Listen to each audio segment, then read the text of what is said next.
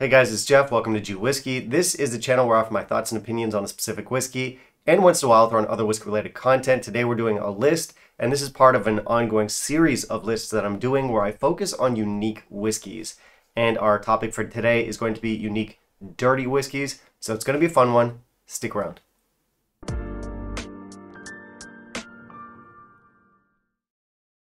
Okay, so it's a list about unique dirty whiskeys today, but of course the question is going to be asked, what do you mean by dirty? What is dirty? And I think dirty is kind of like the term funky when you're referring to whiskey. You might have a lot of people give you a lot of different definitions, and it kind of depends who you ask.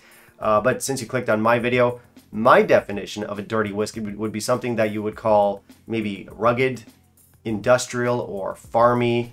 The point being, it wouldn't be a polished whiskey. It wouldn't be something that tastes overly engineered. But the thing is, if you really want to know what a dirty whiskey is, the best way to understand would be to drink one, because speaking personally, I know a dirty profile when I taste it, and I like it. Dirty whiskeys tend to be profiles that enthusiasts really go for. Not all, but most. Now, Springbank is probably the most famous example of a dirty whiskey, and that's why so many people love it. And actually, a lot of other YouTube channels have done lists where they name off a bunch of Springbank alternatives. And while that's not the intended premise of this list, you could say this is kind of mine, I guess. I don't have any Ben Romick on this list, but yeah, if I don't have Springbank on the shelves, a lot of these would be whiskeys that I'd go for as a replacement. One thing to note here is that a lot of heavily peated whiskeys are often described as dirty. These are rugged whiskeys. Often they're kind of medicinal. They're challenging.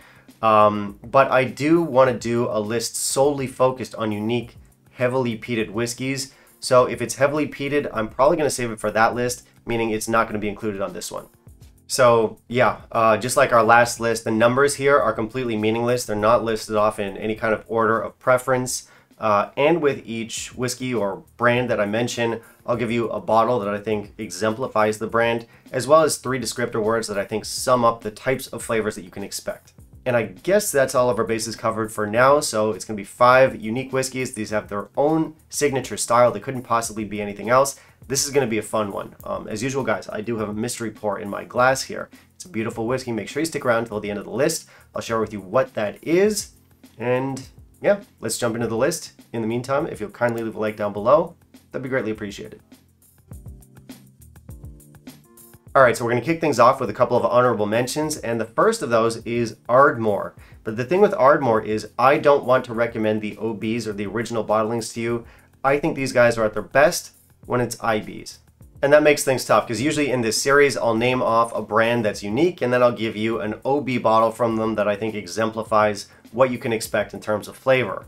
But these guys, like I said, they're at their best when it's IBs, and IBs are often market specific. They're often single cask, limited runs, so they're tough to get your hands on. So I don't have one bottle where I can say, this is the one, this is the thing you should check out if you want to understand this brand or get to know this brand. So because of that, just an honorable mention. My second honorable mention is just one single bottle. It's not the whole brand, although the whole brand you might describe as dirty, and it's a brand I absolutely love. It's a Bruichladdich, and the one that I want to recommend is this one. This is the 2007 Rockside Farm Islay Barley release. It was bottled in 2014, so almost a decade ago. This might be tough to find, but it's fantastic. And actually, if I was doing that Springbank alternative list, which officially I'm not, but unofficially you could take it that way, this bottle would probably be my number 1. This is what I reach for when I'm not reaching for Springbank 10, for example. It's very coastal, it's very robust. It's the only Bruichladdich I've tried that tastes like it's right out of Campbelltown. And while I love pretty much everything that Bruichladdich puts out, this is the only bottle that gives me that vibe. It's very different from the rest of the Islay Barley line. And Bruichladdich I included last week on the distillate-driven list. But you could describe the brand on the whole as being a dirty whiskey, but I wanted to talk about this bottle in particular because I do think it's really special. If you can find it, if the price is fair, it's recommended. But because it's not the distillery on the whole that I'm talking about, and because it's an older release, it's just an honorable mention. So there we go. We got Ardmore and we got this specific Bruichladdich. Let's jump into the list.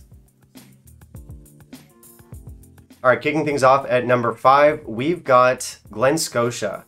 And the thing about Scotia is that I don't actually find it that dirty of a distillery usually, but they do have some releases that I think you could describe that way. And the most famous one is, of course, the Victoriana. I'm sure you've heard of this one. It's their most famous release. It's won a bunch of awards. It's been the talk of the town for some time, but that's just an example bottle. Another example would be their peated 8-year-old. I think that was last year's special release. So they do have some whiskeys that I would describe as dirty. And those are actually the ones that I connect with from the brand more than their standard releases, which for me are often a little bit engineered. So the brand on the whole is hit or miss, but when they get it right, I would describe their dirty whiskeys as musty, weighty, and old school. Technically that's 4 words. But yeah, good stuff. Overall, I'd say I am a fan of the Glen Scotia brand. It's not always dirty, but it's more fun when it is. Just like your mother. For number 4, let's just do Springbank itself. You know, it's kind of boring if it pops up as number 1. That's a little bit too expected. And also, none of this is an order of preference. So yeah, let's just stick it at number 4. Springbank. Now, Springbank is, well, first of all, hands down, my favorite Springbank alternative. But now, Springbank is great whiskey. It's very easy to get cynical about it because the demand has far exceeded the supply. It's tough to find. It's overpriced. But the whiskey itself is fantastic, and it is one of, if not Scotland's finest distillery. It's just beautiful, and it's just tragic. This used to be affordable. It used to be everywhere. It used to be in a lot of the shops that I would go to, and it was always fairly priced. Now, to their credit, it's not them jacking up the price tag. It's just, like I said, demand, supply, and secondary market, flippers, all that stuff. It's, you know, it is what it is. Let's hope someday prices come back down to earth for these guys. I would describe them as coastal, earthy, and farmy. Beautiful whiskey, if you can get it.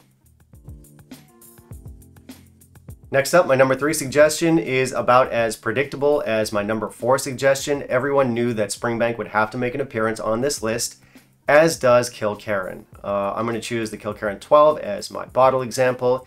It is a beautiful whiskey, and as far as I'm concerned, Kilkerran 12 is every bit as good as Springbank 10. And when I don't have Springbank 10, the bottles I go for are that Bruichladdich that I mentioned earlier, and this one. This one gives us a classic dirty Campbelltown profile. We've got gentle peat in here, we've got coastal notes.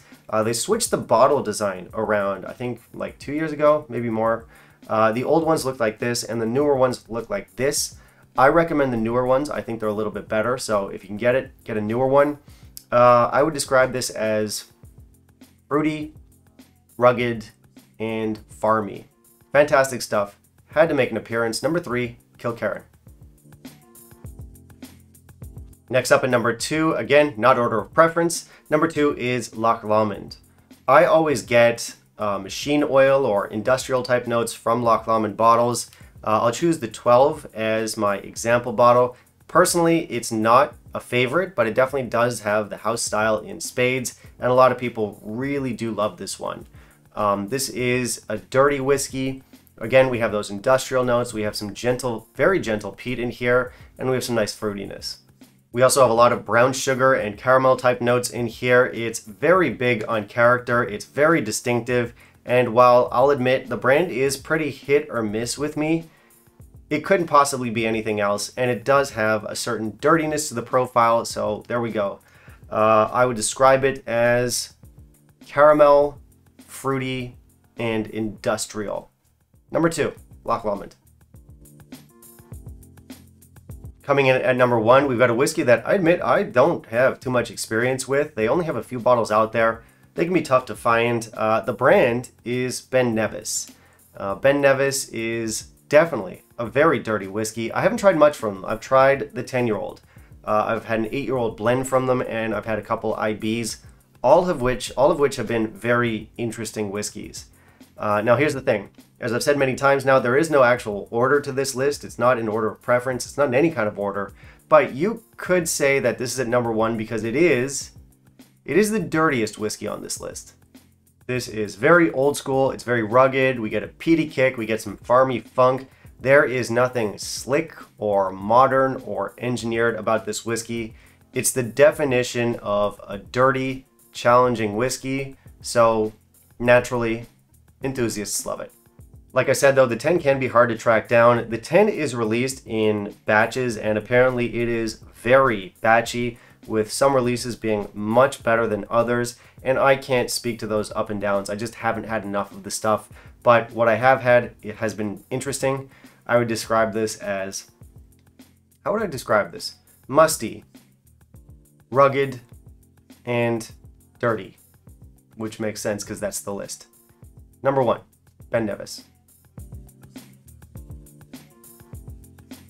Alright, that was the list, guys. I hope you enjoyed it. Of course, this is going to be an incomplete list, and of course, there are more whiskeys that you could describe as dirty. Keep in mind, again, more lists are coming. I might put some of these on the sherry list. I might put them on the peated list, but I want to hear your suggestions. What do you feel was missing on this list? What would you have included?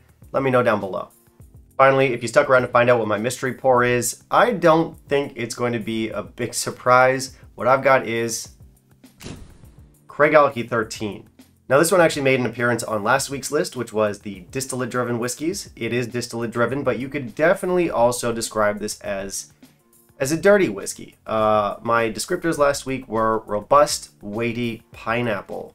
It's a very interesting whiskey. This was my whiskey of the year a couple of years back, and I have not stopped ranting and raving about it ever since. If you've not tried it, check it out, Craigalky 13.